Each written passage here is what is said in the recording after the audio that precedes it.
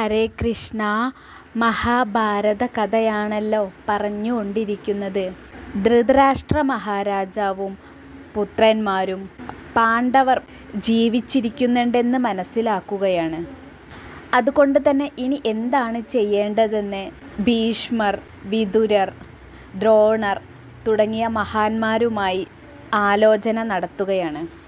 ഭീഷ്മ പിതാമഹൻ കൗരവരോടായി പറഞ്ഞു, പാണ്ഡവന്മാരുമായി കലഹിക്കുന്ന കാര്യം എനിക്ക് ഒട്ടും രുചിക്കുന്നില്ല. തീർച്ചയായും എനിക്ക് ധൃതരാഷ്ട്രനെപ്പോലെ തന്നെയാണ് പാണ്ഡുവും. ഗാന്ധാരിയുടെ പുത്രന്മാരെപ്പോലെ തന്നെയാണ് എനിക്ക് കുന്തിനന്ദനന്മാരും. എനിക്കെങ്ങനെയാണോ അതുപോലെ തന്നെയാണ് അവർ രാജാവിനും. അങ്ങും അതുപോലെ തന്നെയാണ് അവരെ പാലിക്കുവാൻ അർഹരാണ്. എനിക്കും രാജാവിനും മാത്രമല്ല, ദുര്യോധനനും മറ്റുള്ളവർക്കും എല്ലാവർക്കും പാണ്ഡുപുത്രന്മാർ സ്നേഹിക്കാൻ അവകാശപ്പെട്ടവർ തന്നെയാണ്. അതുകൊണ്ട് പാണ്ഡവരുമായി സന്ധി ചെയ്ത് ഹസ്തിനാപുരിയുടെ പകുതി രാജ്യം അവർക്ക് കൊടുത്തേക്കൂ. ദുര്യോധന, ഈ രാജ്യം നിന്റെ അച്ഛൻ്റെ സ്വത്താണെന്ന് നീ ചിന്തിക്കുന്നുണ്ടോ? എന്നാൽ അതുപോലെ തന്നെയാണ് പാണ്ഡുവിൻ്റെ മക്കളും കരുതുന്നത്.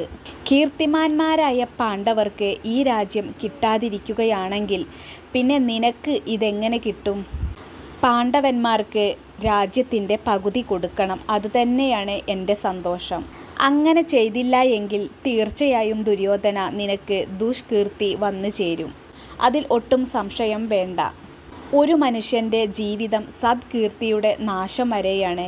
കീർത്തി നശിക്കുന്നതോടൊപ്പം ആ മനുഷ്യനും നശിക്കുന്നു. അതുകൊണ്ട് കുരുവംശത്തിന് ചേർന്ന ധർമ്മം നോക്കി ഹേ രാജാവേ, അങ്ങും കാര്യങ്ങൾ നടത്തുക. രാജാവേ, പാണ്ഡവന്മാരെ വരുത്തുക. അവർ ജീവിച്ചിരിക്കുമ്പോൾ ജന്മാവകാശമായ സ്വത്ത് ഹരിക്കുവാൻ ഇന്ദ്രദേവനും കൂടി സാധ്യമാവുകയില്ല. അതുകൊണ്ട് ധർമ്മം ചെയ്യുന്നതിനോടാണ് എനിക്ക് പ്രിയം. പാർത്ഥന്മാർക്ക് ഭവാൻ പകുതി രാജ്യം കൊടുക്കണം. ഇത് കേട്ട് ദ്രോണാചാര്യരും പറഞ്ഞു, അല്ലയോ ധൃതരാഷ്ട്ര രാജാവേ, ചിന്തിച്ച് തീരുമാനമെടുക്കൂ.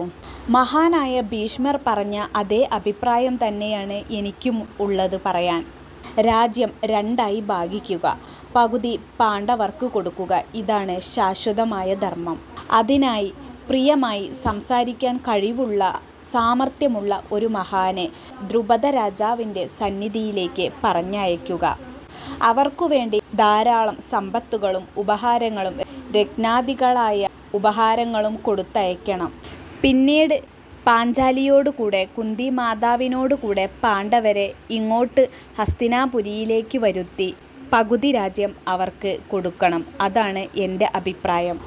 ഈ നില സ്വീകരിച്ചാൽ അത് എല്ലാവർക്കും ശ്രേയസ്സിന് നിദാനമാകും. അതുതന്നെയാണ് ജനവാസികളുടെയും സന്തോഷം. എന്നാൽ കർണൻ ഇതിനോട് ഒട്ടും യോജിക്കുന്നുണ്ടായിരുന്നില്ല. കർണൻ പറഞ്ഞു, അർത്ഥവും മാനവും കൊടുത്ത് കുടുംബാംഗമായി പാർപ്പിച്ചിരിക്കുന്ന ഈ ഭീഷ്മദ്രോണരോട് അങ്ങയുടെ ശ്രേയസ്സിൻ്റെ കാര്യത്തെപ്പറ്റി ആലോചിക്കുന്നത് ശരിയല്ല. ഇവർക്ക് പ്രിയം പാണ്ഡവരോടാണ്. ഏതൊരു സുഖവും ദുഃഖവും വന്നു ചേരുന്നത് വിധി കൽപ്പന പോലെയാണ്.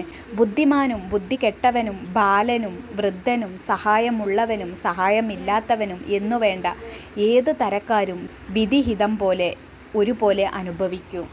ഹേ ദുര്യോധന രാജാവേ, അങ്ങേക്കാണ് ഈ രാജ്യം വിധിച്ചിട്ടുള്ളത്. അങ്ങനെ വിധി കൽപ്പിച്ചിട്ടുണ്ടെങ്കിൽ അങ്ങേക്ക് രാജ്യം ലഭിക്കുക തന്നെ ചെയ്യും. എല്ലാവരും നോക്കി നിൽക്കെ തന്നെ അത് സിദ്ധിക്കും. കർണൻ ഇങ്ങനെ പറഞ്ഞപ്പോൾ ദ്രോണാചാര്യർ പറഞ്ഞു, ഹേ കർണ, നീച, ദുഷ്ട, നീ എന്താണ് ഈ പറഞ്ഞത്? നിന്റെ ഭാവദോഷം കൊണ്ടാണ് നീ ഇപ്രകാരം പറഞ്ഞത്. നീ പാണ്ഡവരിൽ നിന്നും കൗരവരെ അകറ്റുകയാണ് ചെയ്യുന്നത്. ഇത് കുരുവംശത്തിൻ്റെ അഭിവൃദ്ധിക്ക് ഗുണമാകുകയില്ല കർണ. ഇങ്ങനെ പ്രവർത്തിക്കുകയാണെങ്കിൽ കുരുവംശജർ മുടിഞ്ഞു പോകുക തന്നെ ചെയ്യും. വിതുരരും വിതുരരുടെ അഭിപ്രായം പറഞ്ഞു തുടങ്ങി. മഹാനായ ഭീഷ്മൻ നിന്നോട് നല്ല കാര്യമാണ് പറഞ്ഞത്. ഹിതമായും പ്രിയമായും നന്മ പറഞ്ഞു തന്നു ഭീഷ്മർ. എന്നാൽ അങ്ങത് കൈക്കൊള്ളുന്നില്ലേ രാജാവേ? എന്താണ് ഒന്നും മിണ്ടാത്തത്? ദ്രോണാചാര്യരും ഹിതമായ വാക്കുകൾ തന്നെയാണ് അങ്ങയോട് പറയുന്നത്. അതും അങ്ങ് ചെവി കൊള്ളുന്നില്ലേ? നിങ്ങളുടെ ഒന്നും മുഖത്തെന്താ ഒരു സന്തോഷം തെളിഞ്ഞു വരാത്തത്? രാധാസുതനായ കർണൻ പറഞ്ഞത് നല്ലതായി എനിക്ക് തോന്നുന്നില്ല. ഈ ഭീഷ്മനെപ്പോലെയും ദ്രോണനെപ്പോലെയും ബുദ്ധിമാന്മാരായി ആരുണ്ട്? ഭീഷ്മനെപ്പോലെ വയസ്സുകൊണ്ടും ബുദ്ധി കൊണ്ടും പഴക്കം കൊണ്ടും അറിവ് കൊണ്ടും ആരുണ്ട് അദ്ദേഹത്തിന് മേലെ അങ്ങേക്ക് ഹിതം പറഞ്ഞു തരുവാൻ? തീർച്ചയായും ഭീഷ്മ പിതാമഹൻ പക്ഷാപാതം കാണിക്കുകയില്ല. ധർമ്മജ്ഞർ ഒരിക്കലും അർത്ഥത്തിൻ്റെ കാര്യത്തിൽ പക്ഷം കാണിച്ച് സംസാരിക്കുകയില്ല രാജാവേ. ഇനി എൻ്റെ അഭിപ്രായം ഞാൻ തുറന്നു പറയാം. അത് ഭവാന് ശ്രേയസ്സിനായി വരൂ. ദ്രോണാചാര്യർ പറഞ്ഞ പോലെ പാണ്ഡവരെ ഇങ്ങോട്ട് കൊണ്ടുവരൂ. ഈ ഹസ്തിനാപുരിയിൽ വച്ച് ആ പാണ്ഡവരുടെ ഗുണം അത് അങ്ങേക്കും രാജാവെ ഗുണമായി മാറുക തന്നെ ചെയ്യും. അവർ കോപിച്ചാൽ ഭവാന് സർവനാശവും സംഭവിക്കും. സാക്ഷാൽ അർജുനനെ ജയിക്കുവാൻ ഇന്ദ്രനു പോലും സാധിക്കുകയില്ല. ഭീമസേനനാണെങ്കിൽ 10,000 ആനയുടെ ശക്തിയുള്ളവനാണ്. അജയ്യപ്രതാപന്മാരായ ബലരാമസ്വാമി അവർക്ക് കൂട്ടിനുണ്ട്. മന്ത്രിയായി സാക്ഷാൽ മാധവനുണ്ട്. കൂടാതെ ദ്രുപദ രാജാവും ദൃഷ്ടദ്യുമ്നനും കൂടെ തന്നെ ഉണ്ട്. നമുക്ക് അഭിവൃദ്ധിക്ക് പറ്റിയ സന്ദർഭം കളയാതിരിക്കൂ. ബലവാന്മാരായ പാണ്ഡവരോട് കൂടെ കൃഷ്ണൻ നിൽക്കും. കൃഷ്ണൻ ഏത് ഭാഗത്ത് നിൽക്കുന്നുവോ അവിടെ ജയമുണ്ടാകും. തീർച്ചയാണത്. ദുര്യോധനനും കർണനും ശകുനിയും അധർമ്മിഷ്ഠരും ദുർബുദ്ധികളുമാണ്, മൂഢാത്മാക്കളുമാണ്. അവരുടെ വാക്കു കേട്ടാൽ ഭവാൻ ആപത്തിലാകും രാജാവേ.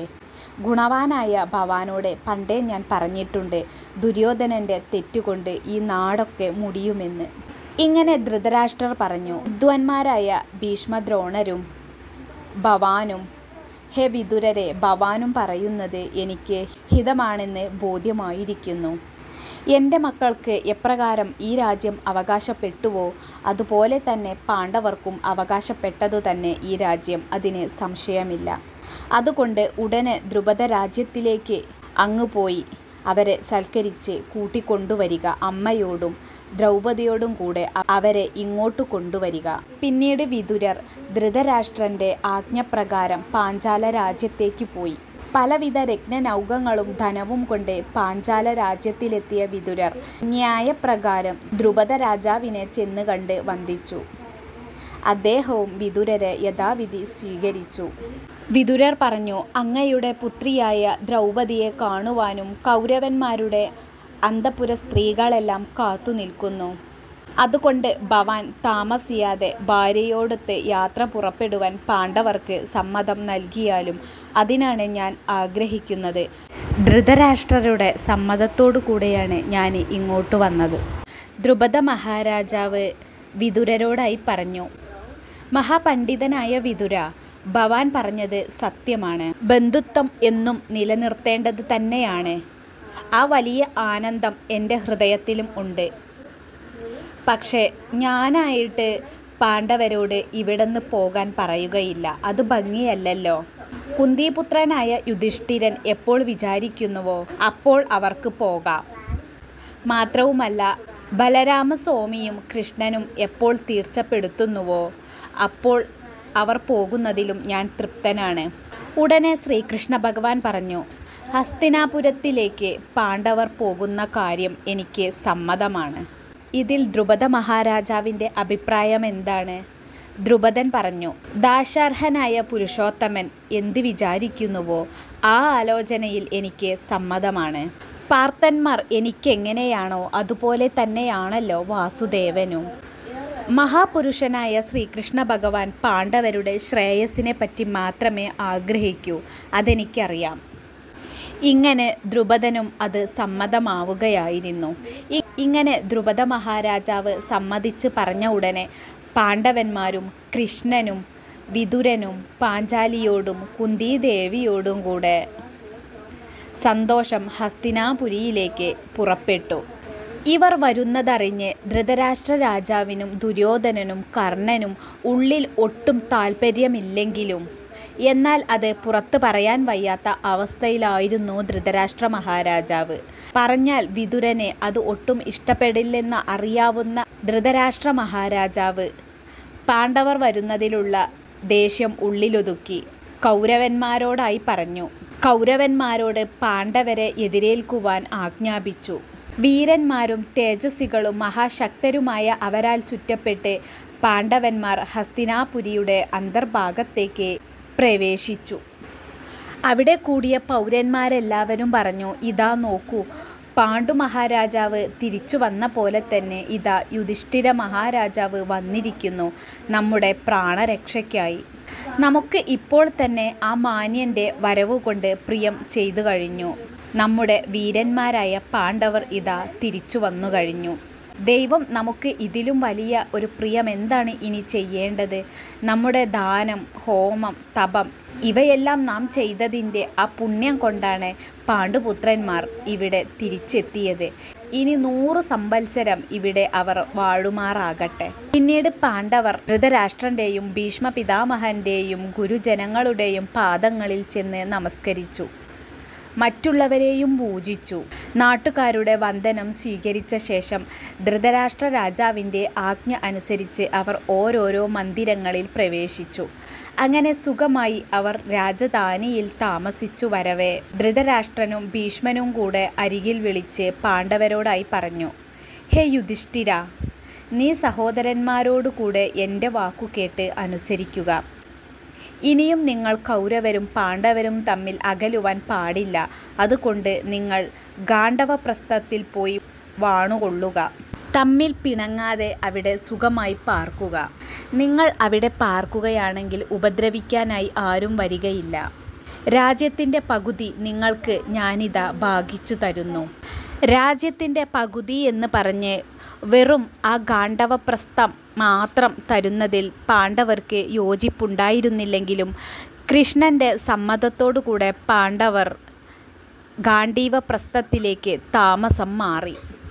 കൃഷ്ണനെ മുമ്പാക്കി അവർ അവിടെ എത്തിയപ്പോൾ ആ സ്ഥലത്ത് ശാന്തികർമ്മം കഴിപ്പിച്ച് വേദവ്യാസ മഹർഷിയുടെ ഉപദേശപ്രകാരം പട്ടണത്തിൽ നിന്നുള്ള സ്ഥാനം അളവ് കഴിപ്പിച്ച് കടൽ പോലെ ആഴമുള്ള കിടങ്ങുകളും അമ്പരചുംബികളായ മതിൽക്കെട്ടുകളും നിർമ്മിച്ച് വെള്ളമേഘം പോലെയും ചന്ദ്രപ്രഭ പോലെയും വിളങ്ങുന്ന ആ പുരം നാഗങ്ങളുടെ ഭോഗവതി പോലെ ശോഭിച്ചു. ദ്വിപക്ഷമായി ഗരുഡാകാരമായ മാർഗദ്വാരങ്ങളും മണിമേടകളും അഭ്രപ്രഭാമന്ദിരങ്ങളും അവയ്ക്കു ചേർന്ന ഗോപുരങ്ങളും അഭേദ്യമായിരുന്നു. പല വിധത്തിലുള്ള ശക്തരായ രക്ഷകരോടുകൂടി ശക്തിജാലങ്ങളോടുകൂടി അഭ്യാസമേറിയ കാവൽക്കാർ ചേർന്ന് അഴകുള്ളതും തീക്ഷ്ണവുമായ അങ്കുശം, മുൾത്തടികൾ, യന്ത്രങ്ങൾ, ഇരുമ്പു ചക്രങ്ങൾ എന്നിവയോടുകൂടെ ആ പുരം ശോഭിച്ചു. സുന്ദരമായ പുഷ്കരിണികളും വിസ്തൃതമായ ചിറകുകളും ഒക്കെ ചേർന്ന ആ സ്ഥലം പാണ്ഡവർക്ക് വളരെയധികം പ്രീതിയുളവാക്കി. ഭീഷ്മനും ധൃതരാഷ്ട്രനും കൂടെ ധർമ്മപുത്രരെ പാണ്ഡവരെ അങ്ങോട്ടയച്ചതുമൂലം പാണ്ഡവർ ഗാണ്ഡവപ്രസ്ഥത്തിൽ അധിവസിച്ചു. ഇന്ദ്രസന്നിഭന്മാരായ ഈ 5 പേരും വാണതുമൂലം നാഗങ്ങളാൽ ഭോഗവതിപുരി എന്ന പോലെ ആ നഗരം ശോഭിച്ചു. അവരെ അവിടെ വാഴിച്ചതിനു ശേഷം ബലരാമസ്വാമിയോടുകൂടെ ഭഗവാൻ ശ്രീകൃഷ്ണൻ പാണ്ഡവരുടെ അനുജ്ഞ വാങ്ങി ദ്വാരകയിലേക്ക് മടങ്ങി. ഹരേ കൃഷ്ണ.